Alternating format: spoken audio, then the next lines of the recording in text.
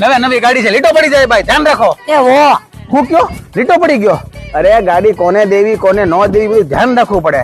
આપણે જો એકો લીટો નહીં હો, એકદમ કાચ જોઈ લ્યો. તમારા મોઢામાં ખીલ થઈ ગયા હોય ને તો એમાં ચોખ્ખે ચોખ્ખા દેખાઈ જાય. બોલો એમાં હું આમાં કઈ લીટો નહીં ને એટલે. એ ભાઈ આમથી ન હોય, આમથી હોય. પણ એમાં હું થઈ ગયા ગાભો છે ને આમાં હું ફરક પડવાનો છે? આમથી લીટા ન પડે, લીટા.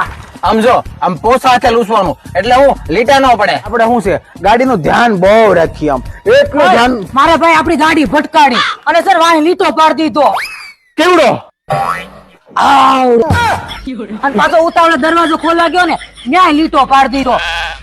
આવડો. વાય મારી ગાડી. ભાઈ મારી ગાડીમાં તો લીટો પડી ગયો, પણ તમારે સિરામિક કોટિંગ કરવું હોય, કાર વોશ કરવી હોય, પીપીએફ કરાવવું હોય, પોલિમર કોટિંગ કરવું હોય, ઇન્ટિરિયર ક્લીનિંગ કરાવવું હોય, સ્ટીમ વોશ કરવી હોય તો પહોંચી જાવ કાર્સ હબમાં.